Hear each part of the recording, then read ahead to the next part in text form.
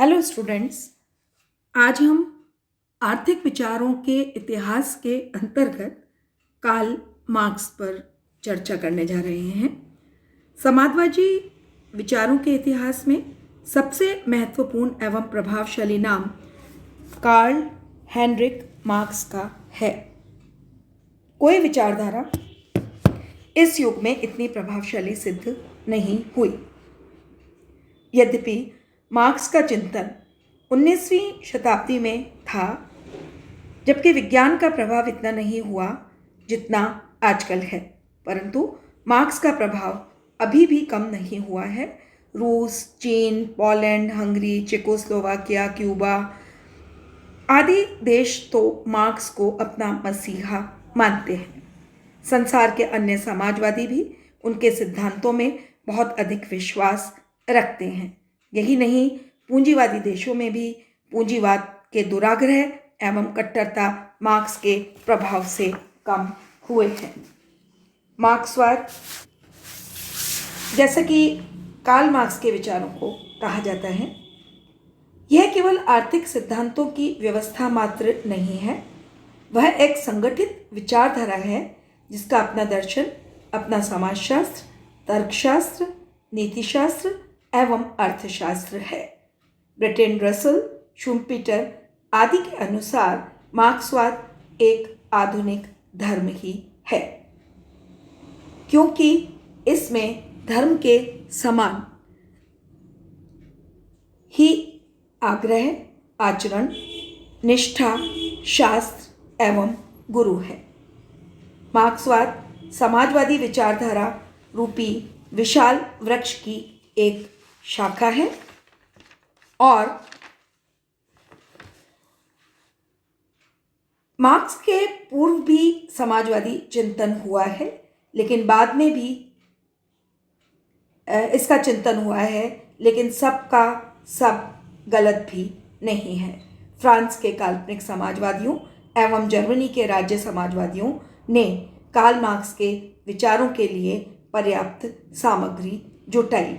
जिस प्रकार Adam Smith ने अपने समय के बिखरे हुए सिद्धांतों को व्यवस्थित एवं संगठित करके अर्थशास्त्र के वैज्ञानिक रूप का शिलान्यास किया, उसी प्रकार कार्ल मार्क्स ने अव्यवस्थित तथा काल्पनिक समाजवादी चिंतन को संगठित करके वैज्ञानिक समाजवाद की नींव डाली। स्मिथ की प्रसिद्ध पुस्तक वेल्थ ऑफ नेशंस के समाज की दास कैपिटल शीर्षक पुस्तक विश्व के उच्च कोटि के ग्रंथों में गिनी जाती है।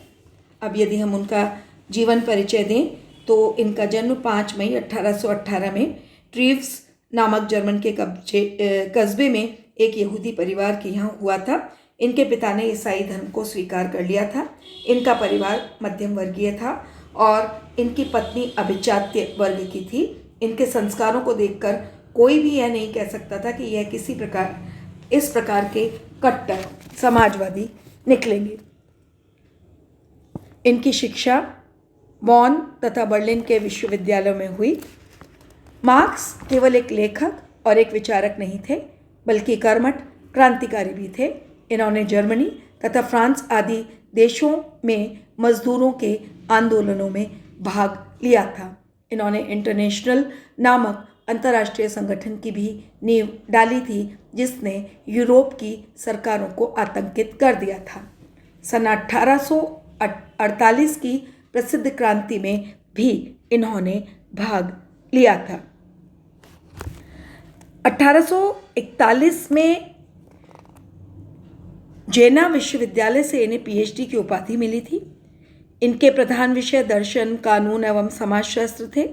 शिक्षा समाप्त करके इन्होंने पत्रकारिता का व्यवसाय अपनाया और प्रारंभ से ही वे समाजवादी पत्र द रेनिश टाइम्स के संपादक हुए। इनके उग्र विचारों के कारण सन 1843 में इनको निर्वासित कर दिया गया था और समाचार पत्र को बंद कर दिया गया। यह भागकर पेरिस आए, जहां इन्होंने फ्रांसीसी समाजवाद को समझा, यहाँ पर एक पत्रिका फ्रैंको जर्मन ईयरबुक भी प्रकाशित की गई जो जब्त कर ली गई और यहाँ से उन्हें निर्वासित होना पड़ा। सन 1848 में यह ब्रुसेल्स पहुँचे, जहाँ इनकी भेंट एंजल्स से हुई, जो इनके आजीवन मित्र और सहयोगी रहे और वैज्ञानिक साम्यवाद की नींव डालने वाले पुरोधा बने।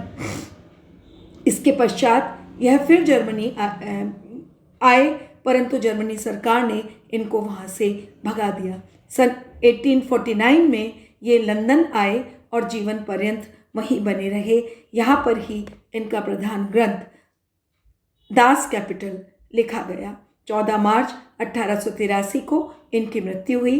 इनका संपूर्ण जीवन संघर्ष एवं निर्धनता में गुजरा। इनकी पत्नी जेनी तथा मित्र एंजल्स ने इनको जो सहयोग दिया वह अभूतपूर्व है। इनका प्रसिद्ध ग्रंथ दास कैपिटल का प्रथम खंड ही है, जो कि इनके जीवन काल में 1867 में प्रकाशित हुआ।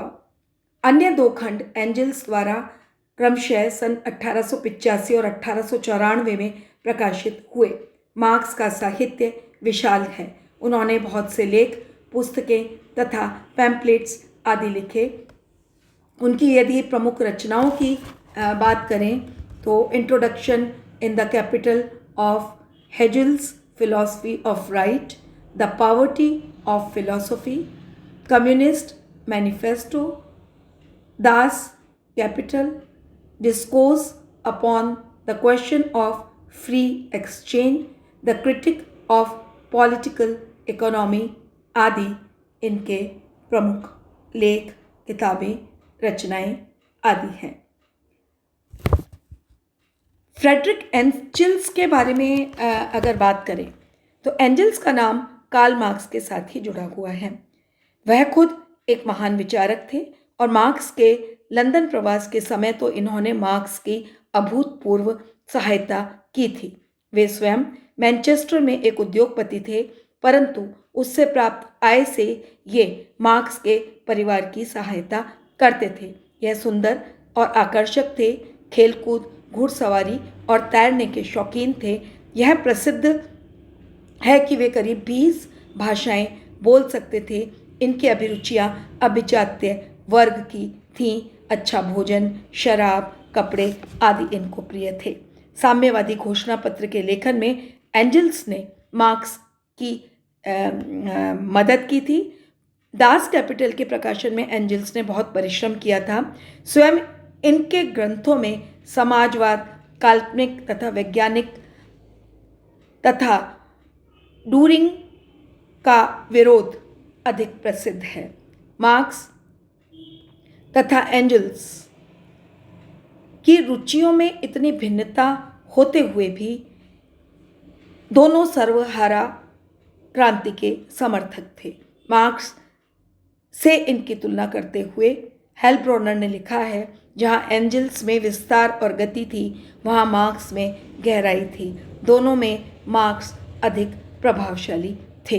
इन दोनों के पत्रों का संकलन हुआ है और साहित्य की वे महत्वपूर्ण सामग्री माने जाते हैं।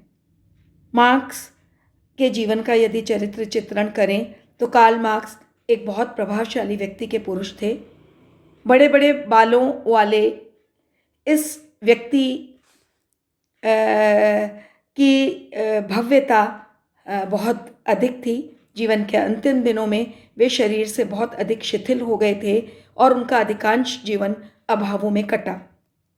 अतः गरीबी का उनको व्यक्तिगत अनुभव था। मार्क्स बड़े ही मेहनती, अध्ययनशील व्यक्ति थे। अपने 3 वर्ष के लंदन प्रवास में उन्होंने म्यूजियम लाइब्रेरी पढ़ डाली। उनके मित्र एंजल्स ने इनकी आर्थिक सहायता की और मार्क्स अपने अध्ययन चिंतन में इतना अधिक व्यस्त रहते थे कि इनके अधिक मित्र नहीं हो सके। इनकी मृत्यु पर केवल 8 व्यक्ति ही उपस्थित थे। जीवन के प्रारंभिक दिनों में यह अमोद प्रिय, तरुण थे, मारपीट, दंगा, शराबखोरी आदि के लिए विख्यात थे, परंतु बाद में इनके जीवन में परिवर्तन आया। इनके ससुर बैरन वॉन वेस्टफैलन का इन पर प्रभाव पड़ा।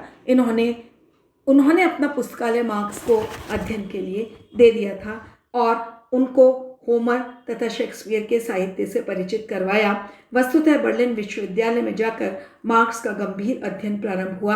वहाँ उन्होंने इतिहास, दर्शन, कानून, साहित्य आदि का अध्ययन किया। उस समय मार्क्स अपने बिखरे बालों, अस्त व्यस्त कपड़ों और विचार मग्न स्थितियों के लिए प्रसिद्ध थे। दर्शन शास्त्र का शौक उन्हें बचपन से ही लग गया था। इनकी डॉक्टरेट की थीसिस भी डेमोक्रिटस तथा एपिक्यूरिस के दर्शनों की तुलना पर आधारित थी। मार्क्स के विश्वविद्यालय में भर्ती होने के केवल 10 वर्ष पूर्व हीगल की मृत्यु हुई थी, परंतु उनका प्रभाव अभी ताजा था। इस प्रभाव के मार्क्स भी शिकार हो गए। हीगल ने जो आलोचनात्मक पद्धति बनाई थी, इसका प्रयोग मार्क्स ने हीगल पर कर दिया था। खास तौर पर आइडियलिज्म की उन्होंने आलोचना की थी। अपनी पत्नी जेनी से इन्हें बहुत प्रेम था और वह भी अपने पति के निर्वासन काल में सदा उनके साथ रही। मार्क्स शतरंज के शौकीन थे। इनका स्वभाव थोड़ा चिड़चिड़ा था। इनके 3 बच्चे इनके सामने ही मारे गए थे। इन सब घटनाओं का उन्होंने अपने पत्रों में वर्णन किया है। कार्ल मार्क्स पर किन का प्रभाव पड़ा, यदि इनकी चर्चा करें तो कार्ल मार्क्स पर कई दार्शनिकों, अर्थशास्त्रियों और समाजवादियों का प्रभाव पड़ा है, परंतु मुख्य बात यह है कि वे किसी के अनुयायी नहीं हो सके और किसी सिद्धांत को उन्होंने बिना संशोधन किए स्वीकार नहीं किया था। दर्शन के क्षेत्र में इन पर सबसे अधिक प्रभाव हेगल का पड़ा था। अपने द्वंद्वात्मक संघर्ष के सिद्धांत उन्होंने हेगल से ही ग्रहण किया था। इसके अतिरिक्त तर्क के नियम भी इन्होंने हेगल से ही प्राप्त किए थे, परंतु हेगल एक आइडियलिस्टिक, जबकि मार्क्स भौतिक या जड़वादी थे। इन्होंने ग्रीक दर्शन का भी अध्ययन किया था और एपिक्यूरस का इन पर प्रभाव था। मैकियावेली, मॉन्टेस्क्यू, फेयरबैक इनके अन्य प्रिय विचारक थे। अर्थशास्त्र के क्षेत्र में एडम स्मिथ, रिकॉर्डो, माल्थस तथा मिल का इन पर प्रभाव है, बल्कि कुछ इतिहासकारों ने तो मार्क्स को प्रतिष्ठित परंपरा का ही विचारक बना दिया है। जीट तथा रिस्ट मार्क्सवाद को प्रतिष्ठित ब्रिटिश अर्थशास्त्र की एक कलम मानते हैं। समाजवादी विचारकों के क्षेत्र में मार्क्स ने फ्रांसीसी तथा जर्मन समाजवादियों का अध्ययन किया था। Saint Simon, Fourier, Robert Owen, Sismondi, Proudhon, Robertson आदि के विचारों से अवगत थे, परंतु इनके सिद्धांत इन सब से भिन्न थे और इनमें इन सब की आलोचना और निंदा भी की है। प्रौधों की पुस्तक फिलॉसफी ऑफ पॉवर्टी के जवाब में उन्होंने पॉवर्टी ऑफ फिलॉसफी ग्रंथ लिखा था। उन पर जर्मन समाजवादी, खास तौर से लॉरेंज वॉन स्टीन का भी विशेष रूप से प्रभाव पड़ा। Thank you very much.